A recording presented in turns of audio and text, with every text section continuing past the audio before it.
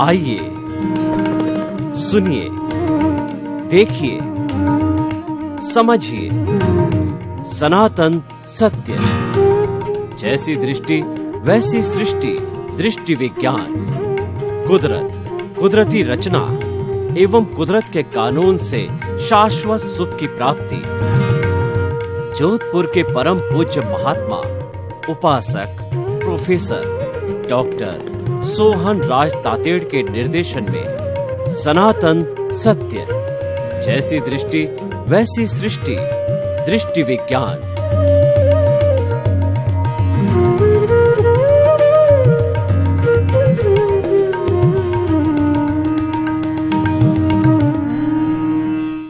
भाई और बहनों, आज का हमारा अति सुंदर, अति उत्तम विषय है कि जड़ की संगत और चेतन की संगत। संगत का अर्थ है सानिध्य लेना। Man is known by the company he keeps. व्यक्ति संगत से जाना जाता है।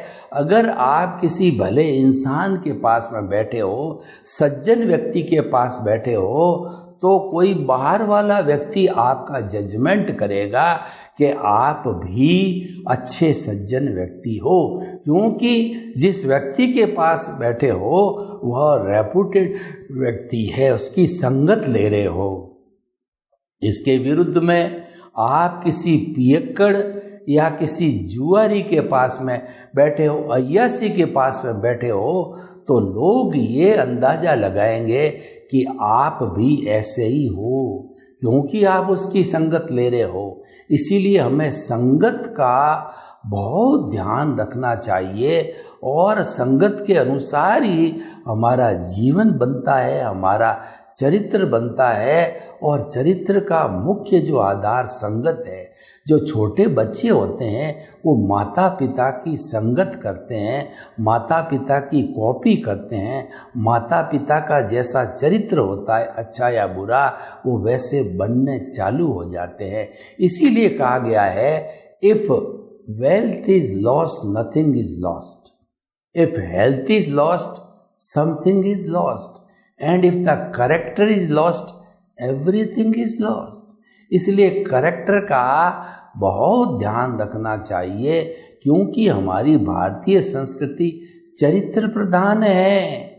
और दार्शनिक दृष्टि से बात करें तो चारित्र जो है अंतिम मुक्ति का मार्ग है। सम्यक दर्शन, सम्यक ज्ञान और सम्यक तप और सम्यक चारित्र। चारित्र सम्यक होता है जब हमारे को हमारे स्वरूप की अनुभूति चालू होती है, स्पर्श होता है। उसके बिना स्पर्श नहीं हो सकता है। व्यक्ति कितना ही लच्छेदार भाषण दे, कितना ही मीठी मीठी बातें करे, लेकिन उसका चरित्र नहीं है तो वो प्रभाव नहीं पड़ता है। और उसका भीतर का चरित्र अच्छा है तो उसकी हर बात का प्रभाव पड़ता है। और ऐसा कहा भी गया है, जो मन वचन काया की शुद्धि रखते हैं उनके वचन सिद्ध होते हैं। जो सत्यार्थी होते हैं उनको वचन सिद्धि होती है, क्योंकि उनकी तपस्या का प्रभाव है। तो हम आपको कहना चाहते हैं कि संगत का बहुत बड़ा असर होता है। हमारे राजस्थानी में एक कहावत है कि काड़ियर कने बैठो तो काड़ियर गुण लो, गोरियर कने बैठो तो गोरियर गुण लो। यानी जैसे व्यक्ति के पास बैठोगे उसके गुण लोगे। और कपड़ा भी जो है, जो हमारी संगत करता है, एप्रन शोज द मैन। अच्छे जो है कपड़ा पहनने से भी व्यक्ति की पर्सनैलिटी अच्छी बनती है। तो भाई और बहनों, हम आपको बताना चाहते हैं कि आप जीवन भर किसकी संगत करते हो। दार्शनिक दृष्टि से, अध्यात्म विज्ञान की दृष्टि से और सनातन सत्य की दृष्टि से, मुक्ति के मार्ग की दृष्टि से जो है वो संगत, इस ब्रह्मांड में दो तरह की संगत चलती है। एक तो जड़ की संगत और दूसरा चेतन की संगत। आपके भीतर दोनों हैं। ये हमारा शरीर है, वो जड़ और चेतन का मिश्रण है। और वो बंधा हुआ है। इसके बीच में जो लकड़ी और सनमाइका के बीच में फेविकॉल होती है, तो हमारे जड़ रूपी मन वचन काया रूपी पुतला है, और चेतन हमारा प्रभु है, वो हमारा शुद्ध आत्मा परम पिता परमेश्वर भगवान ईश्वर मुक्ति स्वरूप है। मूल रूप में अभी हम बने नहीं हैं, उसको हमें पाना है, ये हमारा लक्ष्य है। तो भाई और बहनों, बीच में जो होता है फेविकॉल, वह है अज्ञान। अज्ञान ने दोनों को चिपकाए रखा है जन्म जन्मांतर से। वह अज्ञान है, वो जड़ स्वरूप है। क्योंकि जो है वो क्रमिक मार्ग की बात करें या जैन दर्शन की बात करें, तो ये जो है वो हमारा कार्मण शरीर है, ये चतुष्पर्शी पुद्गलों का बना हुआ होता है। और ये पुद्गल जो है वो ब्रह्मांड से मन वचन काया की प्रवृत्ति के साथ में खींचे जाते हैं, और कार्मण शरीर रूप में अज्ञान रूप में हमारी आत्मा के साथ में वो चिपकते रहते हैं फेविकॉल की तरह, और वह बंद कहलाता है। और उनको हम हटाते हैं तो वो निर्जरा कहलाती है। और उनको जो उनको बिल्कुल हमारे परमाणुओं का आना ही बंद कर लेते हैं, उसको संवर कहते हैं। और उन कर्म रूपी परमाणुओं के आने के द्वार को आश्रव कहा जाता है। तो जड़ की संगत करते हो या चेतन की संगत करते हो। जड़ की चेतन का अर्थ हो गया देहाध्यास, यानी कि अगर हम एक प्रकार से जो है वो एक सर्कल खींचें, तो उसका जो केंद्र है उससे परिधि खींची जाएगी। परिधि है वो जड़ की संगत है। इस पर धन है, दौलत है, परिवार है, पद है, प्रतिष्ठा है, और हमारी कहना चाहिए साधन है, संपत्ति है। वो सब चीजें जड़ स्वरूप हमारी परिधि पे होती है। और जो केंद्र है वो उस पर चेतना रहती है। तो आप संगत किसकी करते हो? आप परिधि की संगत में रहते हो या जो आप चेतन की संगत में रहते हो? परिधि को अज्ञा कहा जाता है और केंद्र को जो है प्रज्ञा कहा जाता है। आप किसकी संगत करते हो, करना चाहते हो? प्रज्ञा की संगत करना चाहते हो और अज्ञा की संगत करना चाहते हो? देखो, अज्ञा की संगत तो जन्म जन्मांतर से हम करते आए हैं, उसके अंदर तो हमें कोई प्रशिक्षण की या पुरुषार्थ की आवश्यकता नहीं है, क्योंकि वो तो ऑटो मोड से चलता है। वो तो व्यवहार जगत है, वो पीछे से लेकर के आते हैं। उसमें हमको कोई पुरुषार्थ करने की जरूरत नहीं है। और आप कहते हो, आप उसको पुरुषार्थ समझते हो, यही अज्ञान है। उसको हमने आध्यात्मिक विज्ञान की दृष्टि से रिलेटिव पुरुषार्थ कहा गया है, जिसको अज्ञान कहते हैं। अज्ञान बुरा नहीं है, अज्ञान ज्ञान और विज्ञान। और ज्ञान का मतलब तो क्या है कि जानकारी, बाह्य जगत की और भीतरी जगत की जितनी जितनी जानकारी है वो ज्ञान है। वो ज्ञान जब बाहरी जगत के साथ के अंदर जुड़ जाता है तब वो अज्ञा बन जाता है। और वही ज्ञान जब भीतरी जगत के साथ जुड़ता है, जिसको प्रज्ञा कहते हैं, जिसको विज्ञान कहते हैं, यानी विज्ञान के द्वारा हम अज्ञान को इरेज कर सकते हैं। एक रबड़ के, एक पेंसिल के सहारे जो है हमने एक चित्र बनाया, अब उसमें से हम कुछ मिटाना चाहते हैं तो पेंसिल से नहीं मिटाया जा सकता। पेंसिल से पेंसिल के चित्र को नहीं मिटाया जाता, अज्ञान से अज्ञान को नहीं मिटाया जाता। उसको विज्ञान स्वरूप रबड़ की आवश्यकता होगी।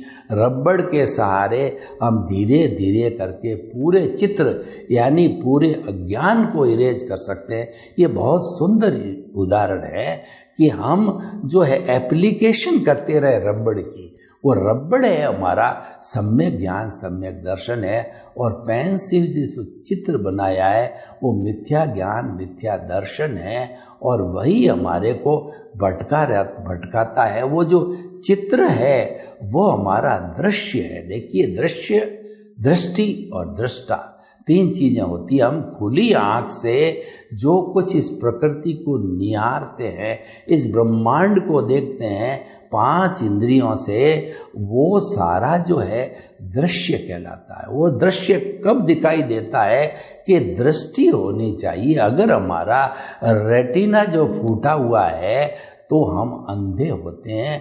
कई लोग जन्मांध होते हैं, उनका रेटिना फूटा हुआ होता है, वो नहीं देख पाते, उनकी दृष्टि नहीं है, उनकी रोशनी नहीं है। तो रेटिना जो हमारे आँख की दृष्टि है उससे दिखाई देती है, लेकिन वह भीतर की दृष्टि से प्रकाशित होती है। उस दृष्टि को देने वाला दृष्टा है, वो दृष्टा पावर हाउस है। अगर पावर हाउस से बिजली नहीं चलती है तो कितने ही लंबे तार, कितने ही बड़े बड़े बल्ब लगा दिए हैं, वो नहीं जल पाएंगे। जो चलती है वो बिजली है, वो पावर हाउस से चलती है। वो पावर हाउस है हमारा दृष्टा है, वो शुद्ध आत्मा स्वरूप भगवान है, वो कि हमको दृष्टि देता है। उस दृष्टि से प्रकाशित होकर के जो है दृश्य दिखाई देता है। तो हम आपको ये कहना चाहते हैं कि मूल बात हमारी दृष्टि है। दृष्टि जो है दृश्य को भी देखती है और वो स्व पर प्रकाशक होती है, वो आत्मा को भी देखती है। तो इसका मतलब उस दृष्टि को अगर आप जो है वो जड़ की तरफ देखेंगे तो जड़ की संगत हो जाएगी, और दृष्टि को जो है केंद्र में रखेंगे तो शुद्ध आत्मा स्वरूप आत्मा की संगत हो जाएगी। अब तय आपको करना है, लेकिन ये दोनों साथ साथ चलती है। बाहर की दृष्टि और भीतर की दृष्टि की जो अगर हम लाइन ऑफ डिमार्केशन करें तो बिल्कुल जुड़ी हुई है, और वो साथ साथ चलती है। तब तक चलती रहेगी जब वो एक दूसरे से अलग न हो जावे। जब फेविकोल को तो सनमाइका और लकड़ी से अलग किया जाए तब दोनों अलग होते हैं।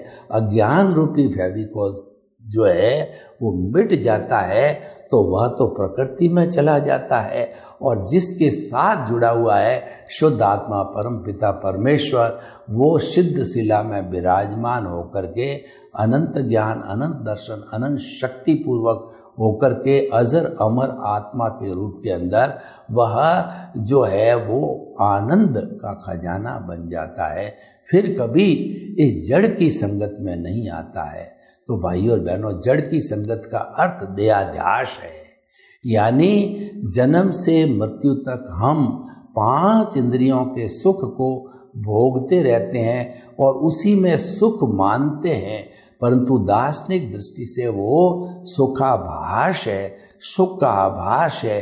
हम जड़ के संपर्क में रहते हैं, यानी कभी धन में, कभी दौलत में, कभी स्त्री के अंदर, और कभी मकान के अंदर, और कभी किसी जड़ चीज के अंदर हम सुख की अनुभूति करते हैं।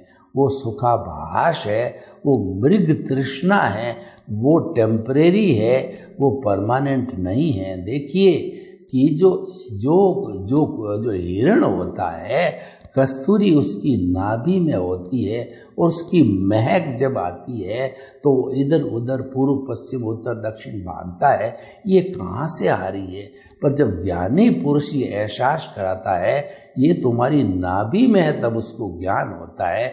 उसके पहले उसको मृग तृष्णा होती है, और वही मृग जब एकदम प्यासा होता है गर्मी के दिनों में, सामने ताल में देखता है कि सूर्य के रिफ्रैक्शन से ऐसा लगता है कि वो पानी है, और फिर वो वहाँ पर भागता है, उस जगह पहुँच करके देखता है कि पानी नहीं है, मृग तृष्णा है। हम भी वैसे ही कर रहे हैं।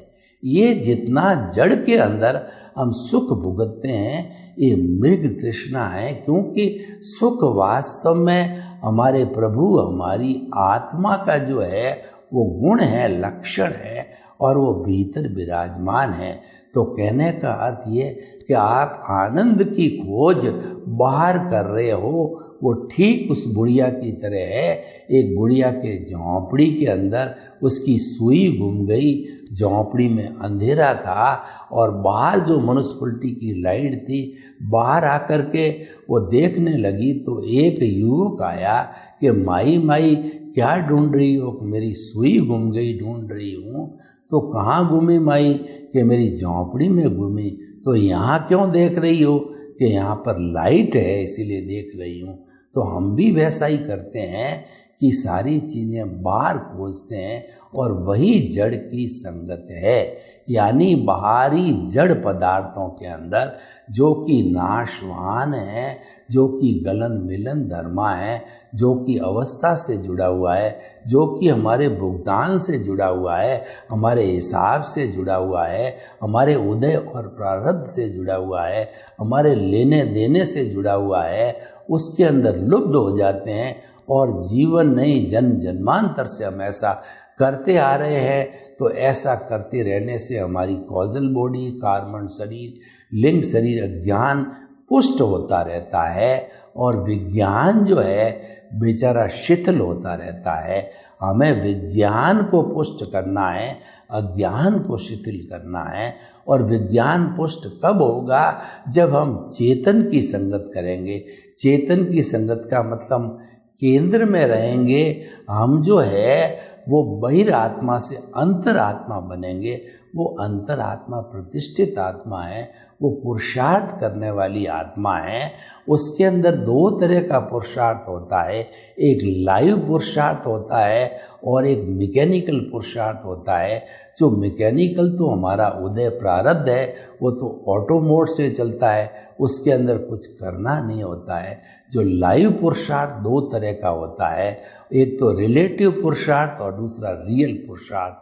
रिलेटिव पुरुषार्थ जो होता है वो जड़ की संगत से होता है और रियल पुरुषार्थ होता है वो चेतन की संगत में रहता है। यानी हम अगर चेतन के पाले में रहते हैं, चेतन की भजना करें, चेतन के गुणों को याद करें और चेतन से वार्तालाप करें और चेतन चेतन का ही करते रहें, तो हमारे को जो कुछ भी कोड चढ़ेगा कर्मों का, वह मोक्ष के लायक और सहायक पुण्य मिलेगा, वो हमें मुक्ति की ओर ले जाएगा। और जो चेतन के इर्द गिर्द रहने का अर्थ ये है, हमारी प्रज्ञा जागृत रहेगी।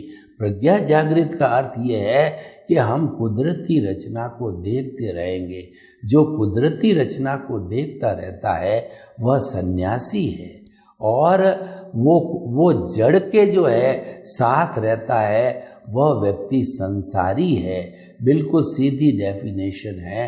कुदरती रचना देखना संसारी है और देहाध्यास में कुदरती रचना देखना संन्यास है और देहाध्यास में रहना संसारी जीवन है। तो आपको तय करना है कि आपको किसकी संगत करनी है। हम तो यही चाहेंगे, आपको शाश्वत सुख की प्राप्ति करनी हो तो आप चेतन की संगत में रहिए, चेतन के पाले में रहिए। और चेतन जो है वो अति सूक्ष्म है, वह जो है वह अरूपी है, वो दिखाई नहीं देता, लेकिन उसकी प्रेजेंस के बिना हमारा ये शरीर जड़वत है, हमारा शरीर जो है मृतवत है। तो उसके रहने से ही ये एक्टिव होता है और चेतन की तरह काम करता है। इंद्रियों का जो है काम होता है, शरीर का हलन चलन होता है।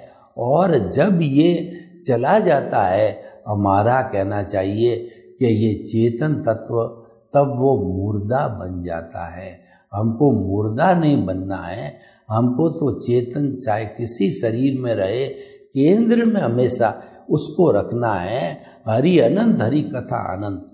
आप किसी भी जन्म के अंदर जाइए, केंद्र के अंदर चेतन को रखिए और भीतर विराजमान शुद्ध आत्मा भगवान या वर्तमान के हमारे सिमंदर स्वामी भगवान तीर्थंकर है, उससे प्रतिदिन ये भाव डालते रहिए, प्रार्थना करते रहिए कि मुझे मुक्ति जाना है, मुझे शाश्वत सुख को प्राप्त करना है, मुझे आपके चरणों में जगह दो। और आपके चरणों में महाविदय में जगह नहीं है तो भरत क्षेत्र में मेरे को सिर्फ मानव जीवन मिले, क्योंकि मनुष्य ही एक ऐसा प्राणी है जो कि चेतन की संगत में रह सकता है।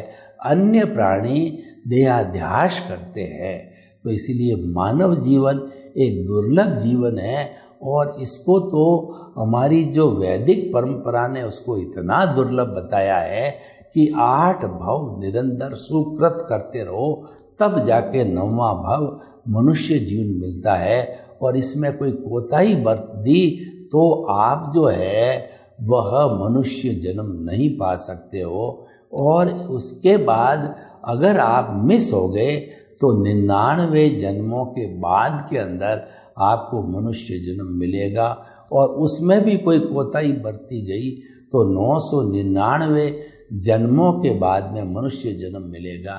तो भाइयों और बहनों, हम आपको बताना चाहते हैं कि आप चेतन के पाले में रहना चाहते हो तो आप हमेशा जो है वह जो कुछ भी जन्म से मृत्यु तक मन वचन काया की क्रिया होती है उसको कुदरती रचना देखते रहो। ये कहा गया है कि मन वचन काया तथा उससे जुड़ी हुई हर अवस्था मात्र कुदरती रचना है, उसको देखते रहो, देखते रहो, देखते रहो। और जो ही आपने उसमें रिएक्शन किया, यानी कि रिएक्शन का अर्थ यह है कि आप तन्मयाकार हो गए।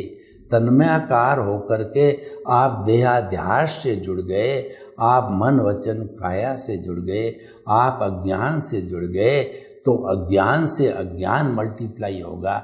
और आप प्रतिक्रिया नहीं करी तो there will be no causes. इसका मतलब आप केंद्र के साथ हो, और केंद्र के साथ रहते ही विज्ञान की एप्लीकेशन चालू हो जाती है। विज्ञान है सम्यक ज्ञान, सम्यक दर्शन है। हमारा जो अज्ञान बना हुआ है वो मिथ्या ज्ञान, मिथ्या दर्शन और मोहनीय कर्म से बंधा हुआ है। और चौथा अंतराय कर्म है। ये तीनों कर्म शुद्ध हो जाते हैं, टूट जाते हैं तो अंतराय ऑटोमेटिक टूट जाती है। जैसे कि ज्ञानावर्णीय टूटा, उसकी अंतराय टूटने से ज्ञानावर्णीय टूटता है। दर्शनावर्णीय की अंतराय टूटने से दर्शनावर्णीय टूट रहा है। मोहनीय की अंतराय टूटने से मोहनीय कर्म टूटता है।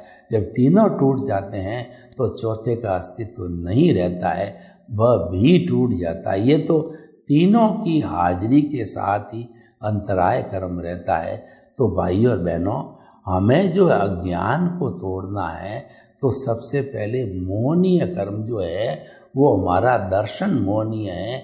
इसका अर्थ ये है कि अनंतानुबंधी जो हमारा कषाय है उससे मोहनीय कर्म जो है दर्शन मोहनीय पैदा होता है। और जब तक हम उस दर्शना मोहनीय को समाप्त नहीं करेंगे तभी कर्म बंधन रुक नहीं सकता है।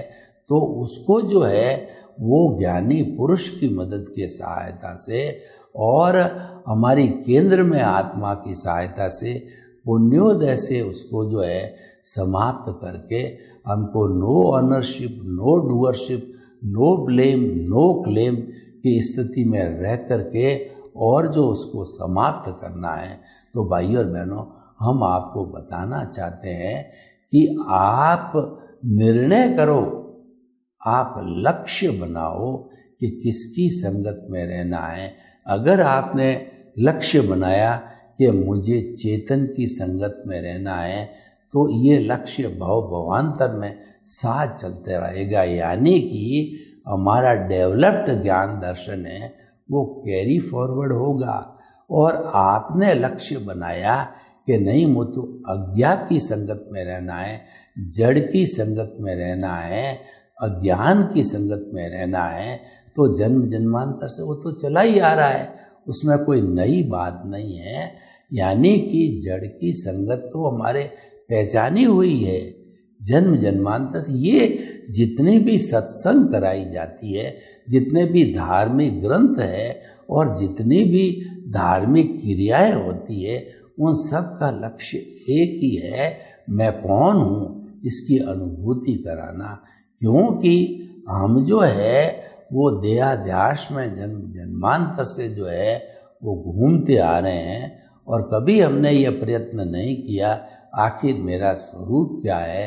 तो अपने स्वरूप की जानकारी करना है, वह विज्ञान है, वह जो है चेतन की संगत है, उसकी संगत की जानी चाहिए। उससे हमारे को क्या होगा कि शाश्वत सुख की प्राप्ति होनी है।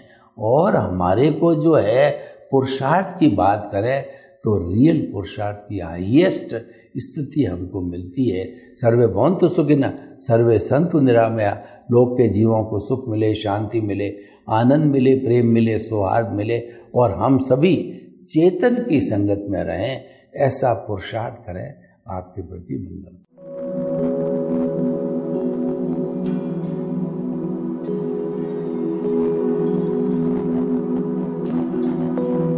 एक ऐसा अंतर्राष्ट्रीय ख्याति प्राप्त मानव जो गुरु प्रेरणा से पिछले 20 वर्षों से वानप्रस्थ जीवन जीते हुए 24 घंटे मानवता की सेवा में संलग्न है। एक ऐसा मानव जो अभी राष्ट्रीय, अंतर्राष्ट्रीय टीवी चैनलों पर 7,500 एपिसोड के माध्यम से सनातन सत्य, आत्मविज्ञान एवं पुनरुत्थान व्यवहार एवं निश्चय जगत के जीवनोपयोगी विषयों पर हृदय स्पर्शी प्रवचन कर चुका है। उस मानव का नाम है महात्मा उपासक प्रोफेसर डॉक्टर सोहन राज तातेड़। प्रोफेसर तातेड़ द्वारा योग, दर्शन, शिक्षा विषयों पर रचित पीएचडी स्तर के 250 शोध ग्रंथ भारत के 100 प्रतिष्ठित विश्वविद्यालयों में शोधार्थी पढ़ रहे हैं तथा वे सभी शोध ग्रंथ वहां की सेंट्रल लाइब्रेरियों में उपलब्ध हैं। महात्मा सोहन राज ने अभी तक हजारों स्कूलों, कॉलेजों, विश्वविद्यालयों एवं संस्थाओं में सेमिनार, वर्कशॉप, कैंप लगाकर लाखों विद्यार्थियों को योग, दर्शन, शिक्षा का प्रशिक्षण देकर उन्हें सुसंस्कारित किया। डॉक्टर तातेड़ ने भारतीय संस्कृति उत्थान के 4000 से अधिक समसामयिक विषयों पर आर्टिकल लिखकर ऑनलाइन जर्नल, पत्रिकाओं, वेबसाइट्स पर प्रकाशित किया, जिसका उपयोग लाखों पाठक कर रहे हैं।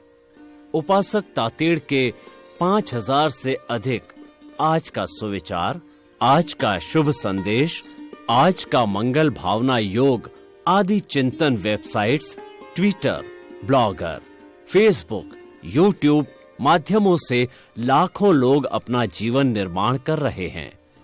मानवता के मसीहा ऐसे महामानव महात्मा सोहन राज तातेड़ के प्रोफाइल को अभी तक विश्व के 20 लाख दर्शक यूट्यूब पर, 12 लाख गूगल पर एवं लाखों दर्शक फेसबुक, ब्लॉगर, ट्विटर और इंस्टाग्राम पर देख चुके हैं।